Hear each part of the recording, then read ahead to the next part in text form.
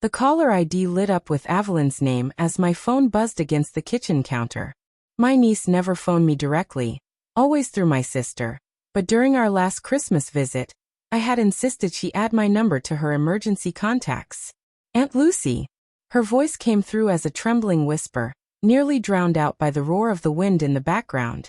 Grandpa hurt Mommy really bad. There's blood everywhere. The mug of chamomile slipped from my hand, scalding me as it shattered across the tile. Then I heard it, my mother's voice, jagged as broken glass. Take your injured brat and leave. Pay rent or get out. A door slammed. Silence. Then the soft click of a dropped call. My name is Lucy. I'm 34, a software engineer. And this is how betrayal forced me to redefine what family really means. Outside, snow had already begun to fall heavier than forecasted, thick flakes spiraling under the glow of street lamps. On the muted TV, a weather alert warned of whiteout conditions and road closures within the hour. 3 missed calls from my sister had come just before Evelyn's desperate plea. I didn't bother with a bag, didn't even swap my slippers, just grabbed my keys, the first aid kit, and my warmest coat before plunging into the storm. As the wipers struggled against the blizzard, memories clawed their way back from where I'd buried them. Olivia at 16, hiding bruises beneath clumsy makeup. My mother, Valerie, brushing it off with a sneer. She's just being dramatic. The day Martin moved in for good. Olivia's laughter disappearing. The cold glare in my mother's eyes anytime I dared question her husband's discipline. I had escaped on a scholarship, while Olivia had been left behind, dropping out of school to care for Evelyn after the accident that left her in a wheelchair. My mother had promised to help. That promise twisted into control, manipulation, and now apparently violence. The 200-mile drive stretched into 4 punishing hours. My hands ached from gripping the wheel, eyes burning as I squinted through the storm. Each passing mile fed the guilt gnawing at me. I should have known. I should have done more. When I finally reached town, I tried Olivia's phone again. No answer. But I remembered her mentioning the Shell station on Route 16, where she sometimes took Evelyn for ice cream. After checking 3 different gas stations, I found them. 2 small figures huddled under the harsh fluorescent glow. Evelyn's wheelchair sat crooked on the curb, her tiny hands clutching the maroon scarf I had knitted for her 8th birthday. The one she called her superhero cape. Olivia's face told the story. Split lip. Swollen cheek. One eye already darkening. But it was the hollow look in her eyes that frightened me most. I didn't want to call you, she murmured as I helped her into the car. Didn't want to drag you into this. You should have, I said softly, lifting Evelyn and her chair into the back. Her skin was ice cold, her curls stiff with frozen tears. I called because Mommy was scared, Evelyn whispered, teeth chattering. Grandpa said he'd hurt her worse if we told. My stomach knotted as I cranked the heat. The sharp scent of blood mixed with the stale odor of unwashed clothes. This wasn't just tonight. Olivia had been preparing to run. The drive back to my apartment took almost an hour, snow blinding in every direction. With every mile, my resolve hardened. They were never going back. When we arrived, I carried Evelyn inside first, then helped Olivia up the icy steps to my second-floor unit. Blankets, soup, and the steady hum of the space heater slowly coaxed the chill from their bodies. Only once Evelyn drifted off to sleep did Olivia finally speak. I was 2 weeks behind on rent, she admitted quietly, voice nearly drowned by the kettle's hiss. Tried to cover it with Ava's disability check, but Mom took it. Said she needed groceries. A bitter laugh escaped. Next week, there were cruise tickets on the counter. Caribbean. For her and Martin. My jaw clenched. For years, I had wired money whenever my mother claimed emergencies. $2,000 for a broken furnace. $800 for supposed medical bills. And all this time, they had been draining Evelyn's disability payments to fund vacations. How long? I asked, though I already knew. Since Ava's accident. 3 years. Olivia stared at her bandaged hands. They said I owed them. That nobody else would take in a single mom with a disabled kid. Something raw and feral unfurled inside me. This wasn't just abuse. It was deliberate exploitation of the most vulnerable. Past midnight, while they slept, I plugged in Olivia's dying phone. One new voicemail blinked. I hesitated, then pressed play.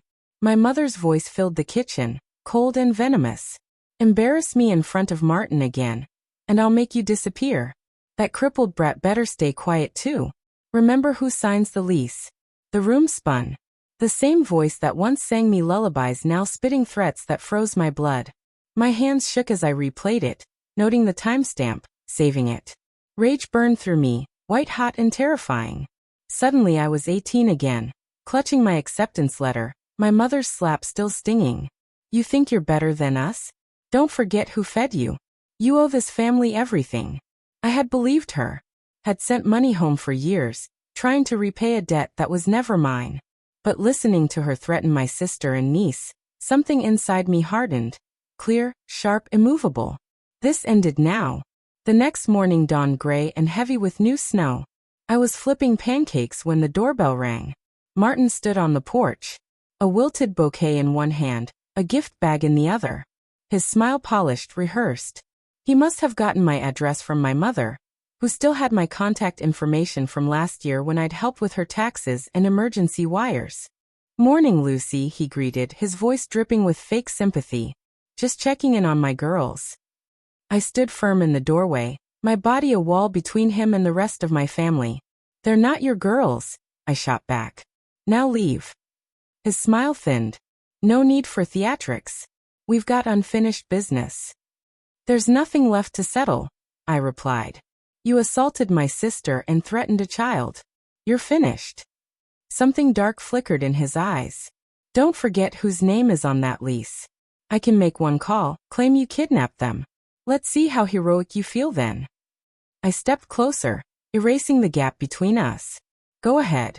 While you rehearse your lie, I'll be playing the voicemail where my mother talks about making them disappear. Think the court will like that?" For a second, doubt crossed his face before it hardened into hatred. "You always thought you were better than us. This isn't over." "You're right," I answered quietly. "It isn't. Not by a long shot." He stormed off, boots crunching in the snow. But I knew his retreat was temporary. That night I made 3 calls. One to a lawyer specializing in domestic violence, one to a financial investigator, and one to the Disability Benefits Office. Over the next 2 weeks, we built the case piece by piece.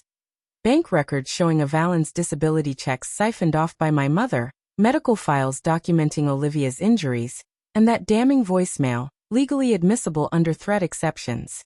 On my attorney's advice, I installed a call recording app.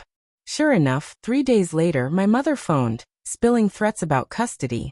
I let her rant, every word captured for evidence. "Once we prove she's unfit, they'll take the girl back," she sneered. "The state won't side with a single woman over a married couple." When we entered the courthouse, Valerie and Martin sat across the aisle, polished and self-assured, their emergency custody petition stacked like weapons.